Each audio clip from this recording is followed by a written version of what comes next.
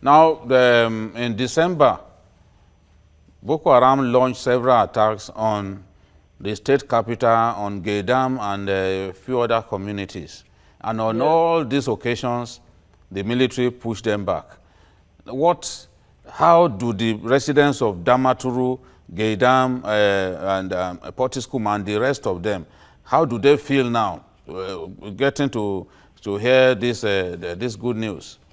Yes, honestly, they are very, very excited. They are happy about it. And this actually is bringing sanity gradually to the state, especially the capital city.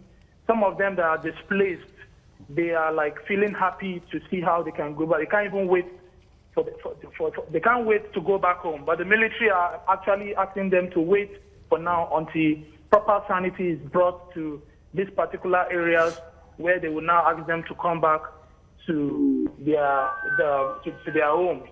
But I think that should be after election, because for now, no, those areas are not going areas for now, because if you are found around that area, you are a suspect.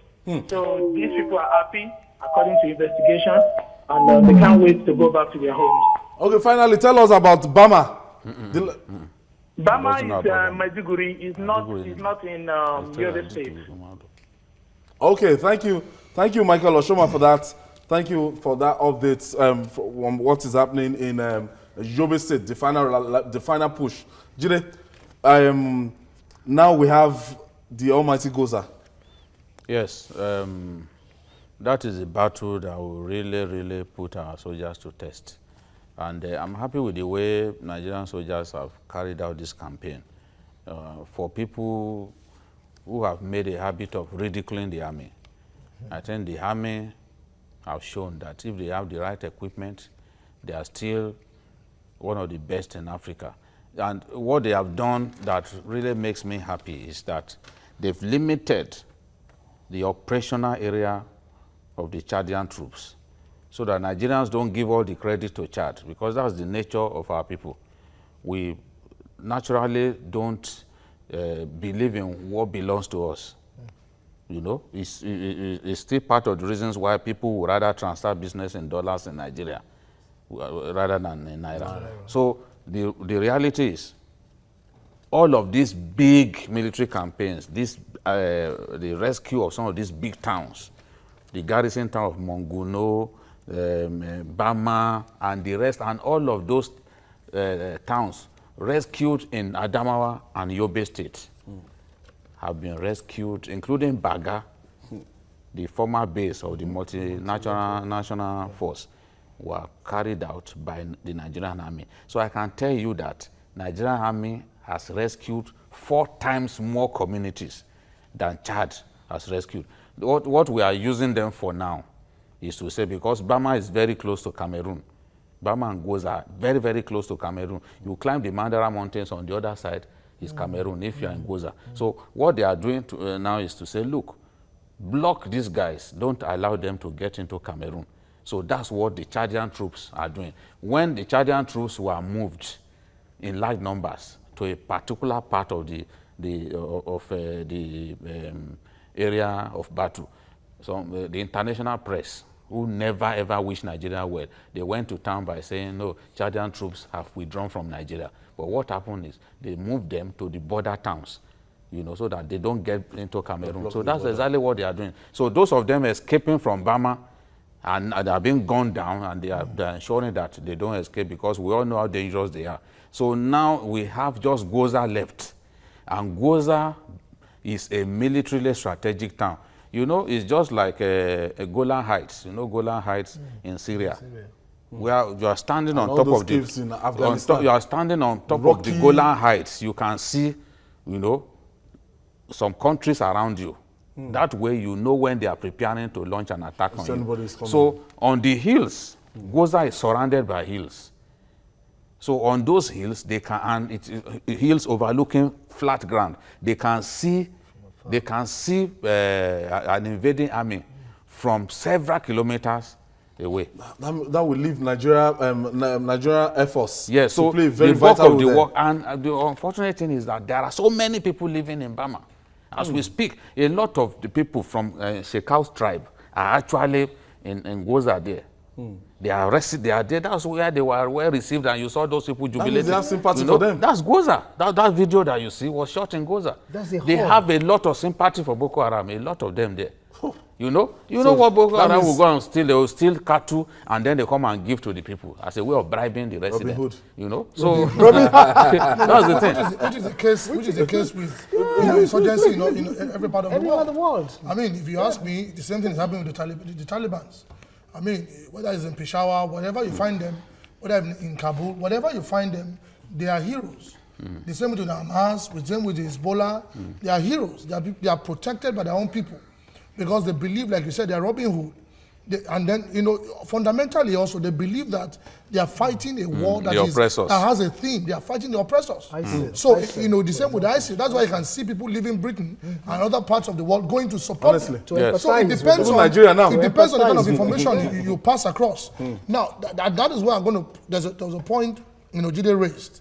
You see, the reason why, the last time we came, we also talked about it.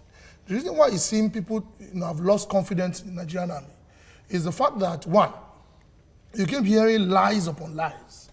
And when you don't tell people the truth of what is going on, at the initial stage of that war, they stop trusting what they hear. Because you remember, Bama, they had entered Bama since around Thursday last week, but they refused to announce. Okay, Kolomi Dala is waiting on the line. Our Borno State correspondent, Kolomi Dala, to give us an update on this Bama. Hello, Kolomi. Yeah, good evening. How are you? A quick one on Bama. Yeah, Bama has been liberated. So far, we have seen a kind of a proactive measure by the Nigerian military, whereby it took them some time to actually capture that particular town. The reason they did was that that particular town was actually surrounded by mines, which was landmines. A dicey situation on their own part, because they had to use some days to actually clear the place before they could get access to that particular town.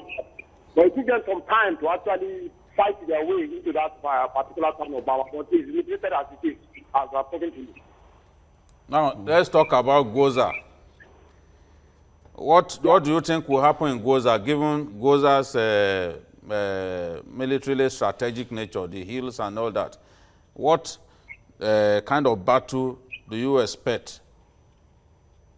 Well, Goza has been a very strong hold of the particular Boko Haram sect. They've been there for so long. It's just major towns whereby they'll be able to stay and carry out their major operations from that particular sector. I see Goza as a place whereby there is going to be a tough battle there. Why? Because Goza has is a mountainous area, and we have so many hilly environments whereby easy access to somebody staying at top of a mountain is rather difficult unless we have area support where we are not sure, because we still have some citizens of this Goza staying on this top, and they've been there for this long, and they've not been able to actually come out to actually even have access of coming back to safety.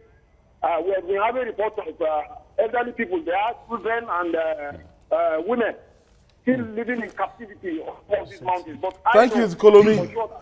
Thank you, Kolomi. Our time is fast spent. Maybe tomorrow we'll continue with that. But the point that Jide was trying to raise on this Goza has been established, and we might incur what we call collateral damages in Goza. That's why. For me, what is most instructive is that, which we have said over and over again, if you equip the military, they will do the job. That was what happened from the onset. And I think that's why the Americans also said, it seems these guys are not serious yet. Because they looked at what we had on the ground and they laughed. That how do you want to combat, how do you want to face these guys? They are well equipped, they have the resources, they have the backing. So how do you want to fight them? And until the Mr. President listened and he acted like a commander-in-chief, and he provided what was required for them to battle, we can see the result under many now weeks. We are getting results. So this would have been done many months and more than a year ago or 2 years ago. If the right things, equipment have been provided. Okay. I think that way you don't have to, call you regularly and everything out of your tight schedule. Please just make up time and so that we can tap into more of this knowledge. I want to thank you, Jide and Tokumbo, for being part of this show today. And that's our edition on E15 today. Do join us tomorrow for a fresh edition as we look at important issues pertaining to the 2015 general elections. My name is Ayodele Uzubaku. See you tomorrow.